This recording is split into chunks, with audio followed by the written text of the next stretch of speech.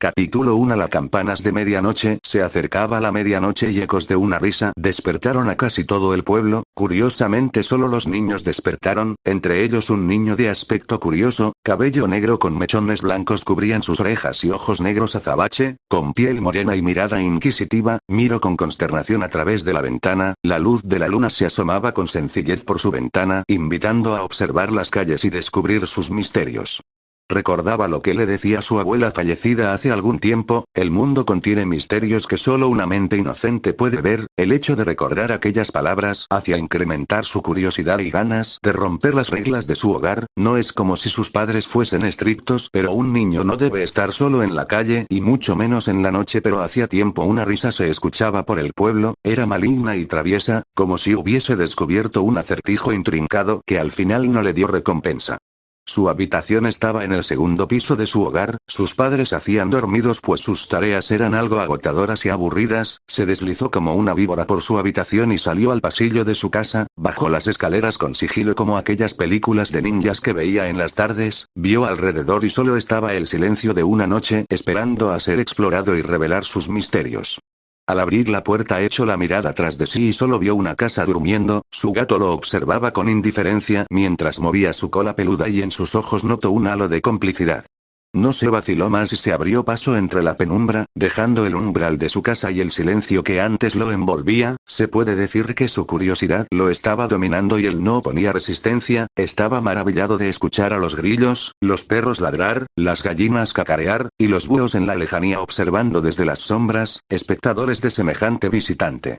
Mientras caminaba notó que en la esquina de una calle una persona muy alta doblaba la esquina, pero esta no caminaba, es como si saltara sobre un pie y se intercalase con el otro acompañado de un tintineo, como pequeñas campanas. Se estremeció un poco al ver eso, pero recordó el sigilo de aquellos guerreros en la televisión y se emocionó como si estuviese en una aventura de película. Se acercó sigilosamente, los perros guardaban silencio y notó como uno se escondía en los matorrales. Era al que él y sus amigos apodaban el luchón. Pensaba que era absurdo el apodo, pues resultaba todo lo contrario, aunque su aspecto grueso y mirada asesina le daban honor a su nombre. Eso le extrañó, siempre se acercaba a la gente y este chocaba con los carrizos de su hogar.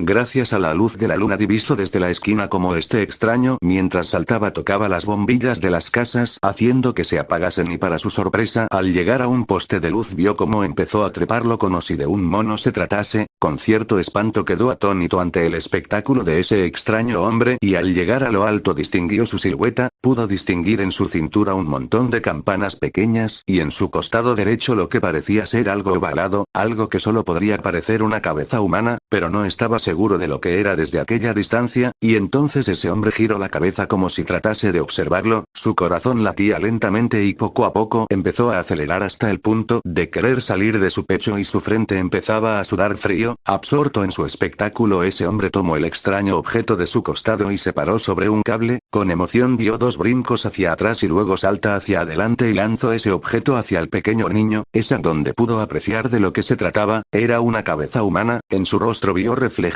una sonrisa de oreja a oreja, grotesca pero aterrada y con ojos rojos como si estuviese llorando antes de morir. Se quedó viendo y pegó un grito al descubrir que era su amigo Berto, el hijo de la tortillera del pueblo, su amigo con el que solía jugar a los coches en la pequeña colina y luego lanzarse para rodar en aquellos bellos montes y observar el paisaje. Cayó y empezó a arrastrarse y sintió ganas de vomitar, las náuseas invadían su cuerpo, sintió un profundo vacío, algo muy primitivo y arcano, ajeno al lenguaje. Quizá no había pensamiento para aquella sensación, solo expresión. En la frente de su amigo leyó escrito "Te veo". De inmediato se paró y echó a correr, escuchando el tintineo de las campanas. Volteó para ver si lo seguía y vio entre la oscuridad una silueta de lo que parecía ser un demonio. Tenía cuernos pero caídos y en su cintura muchos picos rodeándolo, con la boca carmesí mezclada con negro, parecía como un eclipse rojo. Sentía como el ambiente lo oprimía, los perros, los insectos, búhos, gallinas, animales de corral se silenciaron, vio como su alrededor se distorsionaba, parecían olas, su visión estaba mal, lo sentía, notó como un toro se agitaba y echaba a correr, al igual que él también lo sentía, el miedo.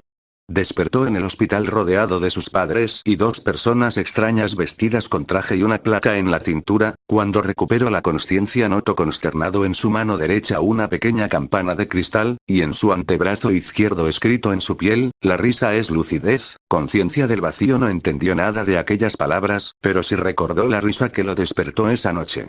Los señores lo seguían mirando, consternados y ansiosos por saturarlo de preguntas. Entonces sintió el ardor en su brazo y gritó mientras derramaba unas lágrimas, se agitaba y escuchó como su madre llamó al doctor. Tras unos segundos de intenso llanto, llegó el doctor y una enfermera de aspecto cansado, la cual se encargó de desinfectarle su herida. Sintió un ardor y el doctor le comentó a sus padres que estaría bien. Tuvo un desmayo debido al intenso miedo que sintió, y para alguien de su edad presenciar algo así es aterrador incluso para alguien mayor. Como doctor he visto muchos pacientes en estados graves, ya saben, desfigurados y sin partes del cuerpo, pero nunca terminas de acostumbrarte. Tras decir esto, uno de los señores habló: me presento, soy el detective Hermenio y él es mi compañero Igor. Nos enteramos del suceso esta mañana y verás, queremos hacerte unas preguntas, ¿puedes responder? El niño asintió con la cabeza. Bien, ¿cómo te llamas? El niño los observaba con detenimiento. Su aspecto de ambos no era ni viejo ni joven, para ser señores les faltaba bigote. Notó que Igor llevaba un sombrero negro de ala recta, y traje negro con lentes oscuros en su camisa. Hermenio era el curioso con un cabello negro recogido hacia atrás y una cicatriz en su ceja derecha. Su voz era grave y serena. Miró a sus padres con preocupación y alivio, como si no lo hubiesen visto en años. Me llamo Izli. Bien, tus padres me dijeron que tienes 6 años, eres muy valiente al salir a medianoche. Dime, ¿qué es lo que recuerdas? Sintió como el ambiente se sentía denso y pesado. Recordarlo hacía estremecer, pero se controló. Su amigo estaba muerto, eso lo sabía, y quería que quien lo hizo estuviera en la cárcel y siendo castigado. Tras mirar a Hermenio habló. Era de noche, los animales se escondían, y escuché el sonido de campanas. Vi a alguien saltar de un lado a otro y tocaba los focos y se apagaban. En el poste vi un demonio Y. Izli empezó a temblar y llorar en silencio. ¿Cómo se veía? Tienes que ser fuerte, respira suave y profundo, mírame, estás a salvo. Izli aún sollozaba y su madre le apretó su pequeña mano, mientras se ponía a rezar, y su papá hablaba con el doctor sobre buscar un culpable y lincharlo en la plaza del pueblo. Tenía grandes cuernos y eso es todo lo que vi. ¿Y su cara? El niño lo miró con extrañeza. No le vi rostro alguno, pero creo sonreía, eso pude sentirlo, como cuando le hacía una broma a mi amigo Berto.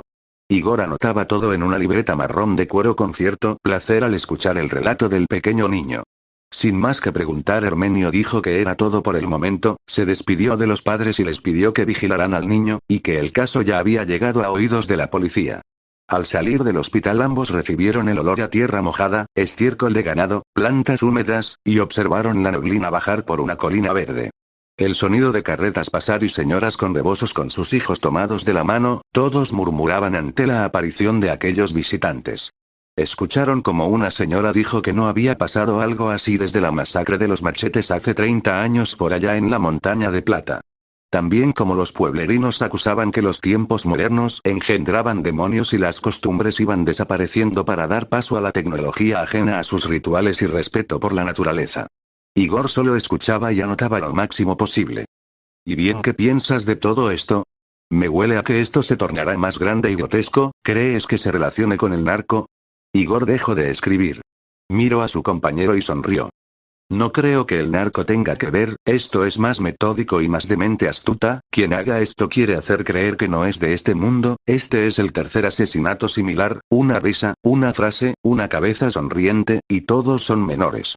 Hermenio lo escuchó atento y tomó su libreta, sus hojas tenían anotaciones dispares, leyó risa, vacío, brincos, cuernos, experto en cortes, pueblos aislados y también vio versículos bíblicos anotados, todos ellos relacionados con crímenes pasados de igual similitud. Leyó el versículo de Apocalipsis 13:7. Y se le permitió hacer guerra contra los santos, y vencerlos.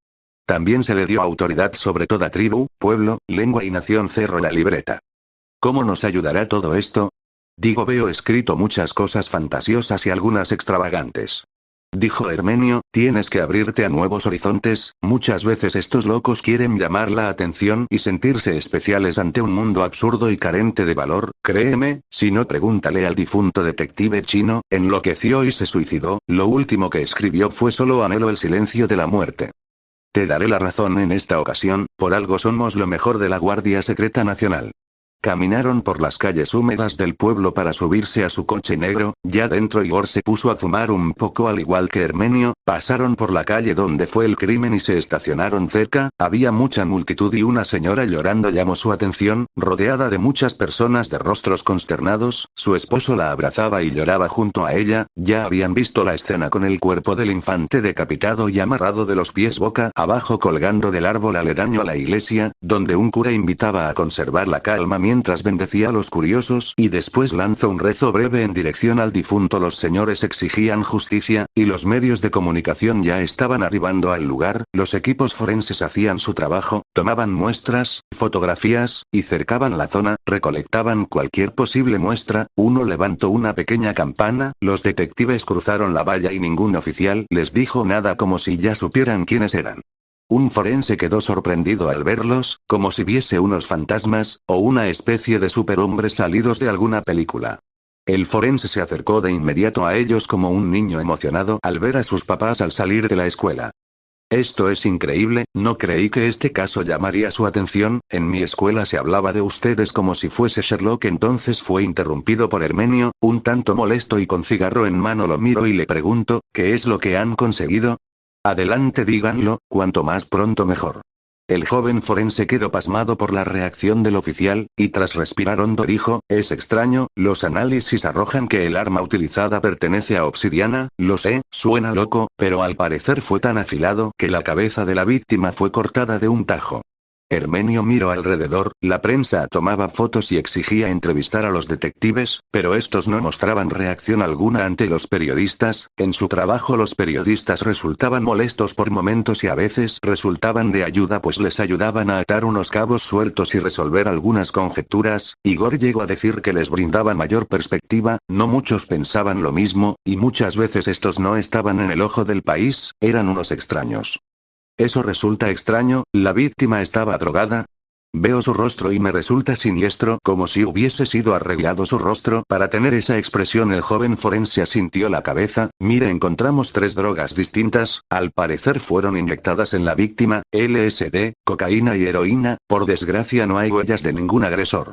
Los detectives al escuchar el informe se retiraron, hacía 6 horas que llevaban en ese pueblo oculto entre inmensas montañas, donde la luz recién había llegado, pero las iglesias ya tenían más tiempo que mucha gente de ahí. Igor intuía que las iglesias eran los faros en aquellas épocas de oscuridad.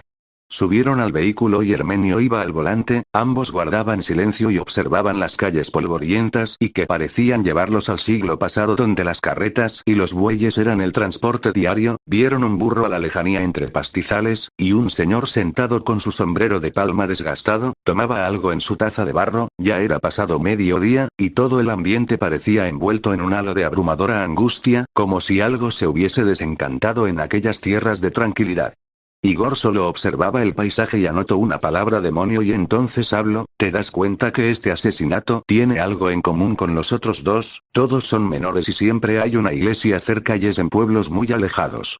Hermenio miraba al frente y como si él hubiese pensado lo mismo lo volteó a ver y suspiró. Veo que estos casos sí están relacionados entre sí, quizá la gente ya le esté poniendo apodo a este asesino, en cualquier caso, sabemos que usa un arma de obsidiana y droga a sus víctimas. Es nocturno. Igor guardó silencio y fumó otro poco mientras observaba la vista que se abría ante ellos, un paisaje lleno de árboles frondosos y aves paseando por el cielo. Recordó aquella infancia suya, tan distante allá en los bosques de Chiapas. Recordó las últimas palabras de su madre antes de abandonarlo en una casa de aspecto lúgubre. Hijo, recuerda, tú no naciste aquí, tu tierra está al otro lado. Lo adoptaron unos campesinos y le nombraron Igor por su aspecto de vikingo huérfano. Pronto empezó a tener facilidad para las labores del campo, su fuerza era admirable y su temple también. Finalmente llegaron a un pueblo más conocido de la zona, y pasaron a comer. Se pidieron unos huevos estrellados con frijoles y tortillas, junto con tazas de chocolate, muy famoso en ese lugar. La gente los miraba con cierta curiosidad, pues entre tanta gente vestida de ropajes de manta, rebosos, chanclas y algún que otro sombrero ellos parecían extranjeros. Un señor se les acercó para preguntar de dónde venían y Hermenio lo miró con extrañeza, diciendo que de la Ciudad de México. El señor sorprendido dijo algo que los sobresaltó. Así que vienen en busca de ese demonio, tengan cuidado, eso no parece hombre. Ambos le pidieron más detalles, el señor cuyo rostro tenía marcas de vejez, piel bronceada y unas barbas negras, se mostraba asustado y siguió hablando. Fue hace 3 días, yo y mi nieto escuchamos una risa lejana, y salimos despacio llenos de curiosidad de nuestro hogar y observamos desde lo alto cómo arrastraba a un hombre hacia el bosque, solo pude ver cuernos de aquel ser, ese hombre tenía fama de delincuente y desde entonces no se le ha visto. Ambos detectives se miraron consternados por tal anécdota, Hermenio pensó que eso era un testimonio, Igor decidió anotar y dibujar de forma torpe un bosque y un hombre con cuernos de negro. Tras terminar pagaron la cuenta, todos los miraban, juzgándolos, pues muchos no confiaban en la justicia del gobierno, una señora les gritó que eran unos corruptos. Salieron de la fondita con olor a leña y chocolate casero, Hermenio recordaba aquel aroma como recuerdos de un pasado difuso donde su abuela le contaba historias en la noche acerca de lugares inexplorados y monstruos que acechaban su pueblo, y como los hombres eran más animal que educación y estos últimos resultaban más peligrosos, pues muchos violaban a las niñas antes de ser mujeres y nadie hacía nada, recordó a su madre morir a causa de su padre, que la golpeó tan fuerte que jamás despertó y su padre entonces lo abandonó, pero su abuela siempre estuvo ahí, lo educó lo mejor que pudo, le dio aquellos libros de un pasado remoto cuyas letras eran góticas. Ya dentro del coche discutieron sobre la posible relación del asesino con los bosques y si estará escondido por ahí, no perdieron más tiempo y condujeron hasta la ciudad. Montañas frondosas y serenas, vivas de tanta vegetación, un cielo nublado, y ninguna persona a la vista. Los pensamientos se hundían en aquella espesura, absorbiendo todo atisbo de análisis, Igor lo sabía, la naturaleza devora todo, siempre le dio miedo el mar, desde que casi lo arrastra una ola hacia las profundidades, pero fue rescatado por pescador que le dijo que por ese mar habita un espíritu maligno cuya ansia es subir a la superficie. Finalmente empezaron a ver la civilización, la carretera empezaba a llenarse de gasolineras, restaurantes cada 5 kilómetros, finalmente casas con ganado, y terrenos con siembra y algún que otro anuncio. Igor habló con tono despectivo, esta ciudad es asfixiante, empiezo a extrañar los bosques y aquellos pueblerinos ignorantes. De algún modo al saber menos son más felices, solo se embriagan, van a la iglesia y tienen hijos sin pensar y esperan ser recompensados por Dios e ir al cielo. Importando poco si son una mierda. Hermenio lo volteó a ver un poco intrigado, se preguntaba qué lo había hecho sentir así, su mente era un remolino, simplemente a veces no lo entendía, había momentos donde parecía el detective más brillante del mundo sacado de una novela y otras un simple vulgar que se asombra ante cosas simples y solo fumaba. ¿Por qué lo dices? ¿Acaso querías quedarte allá y seguir escribiendo? Dijo Hermenio. Igor empezó a fumar, y se dio la vuelta y le dijo, te digo que este caso no es un simple asesinato, quizás sea un asesino en serie y créeme, que el gobierno explotará este caso y lo usará para encubrir sus actos corruptos, o usarán algún chivo expiatorio para decir que son los mejores contra el crimen. Hermenio lo miró con preocupación, recordando el caso de la asesina a la cual los medios llamaron Muerte Blanca hace 5 años. Usando su método para asesinar un rival político opositor del gobierno e inculpar a esta. Recordó cómo Igor sufrió una herida en el pecho, cuando esa mujer clavó un cuchillo cerca de su corazón y a Hermenio casi le quita el ojo y luego le enterró un cuchillo en el pecho. Por suerte, lograron dispararle en la pierna cuando huía aquella noche. Pensar en aquello lo estremecía pero lo hacía sentir orgulloso, salieron en todas las noticias y el país del norte los alabó por su trabajo, Igor en cambio detestaba la atención, pues nadie mencionaba sus nombres ni sus rostros eran mostrados en noticias. En internet eran nombrados los hombres de negro de México. El gobierno se encargó de ocultar a estos y su equipo de seguridad nacional, la institución a la que pertenecían no era pública ni estaba en la lista de instituciones del país. Simplemente no existían. Finalmente ingresaron a la ciudad, tan ruidosa, imponente, contaminada, enorme y llena de vehículos como de puestos ambulantes, parques y museos. Igor miró a una mujer caminando con nerviosismo, como si fuese a llegar tarde a algún lado. Finalmente la perdió de vista doblando una esquina, y también vio a 2 niños correr de un lado a otro con sus gorras de superhéroes, nada ordinario que ver pensó. Avanzaron por la ciudad, el clima era templado, hacía tiempo no se sentía así, pues ya hacía mucho calor en todo el país, y las lluvias estaban azotando toda la zona sur y parte del norte. Finalmente llegaron al palacio de gobierno. Al ingresar fueron recibidos por agentes con trajes negros y su pistola a un costado, los acompañaron hasta otra habitación todo lleno de pinturas y adornos barrocos, e ingresaron a una habitación en cuya entrada había unos dragones de cerámica y en el techo una pintura de la noche estrellada de Van Gogh. Estaban en una pequeña biblioteca y Hermenio pisó 2 veces el suelo y este empezó a emitir sonidos agudos como cuenta regresiva, abriéndose ante ellos una compuerta. Entraron al pasillo semioscuro apenas iluminado por bombillas titilantes. Unos metros adelante vieron a 6 de sus compañeros en sus oficinas con sus papeles y recortes de periódico y también con sus notas observando y analizando todo posible escenario en su mente mientras veían aquellas noticias y anotaciones en paredes y los documentos que recopilaron los exploradores.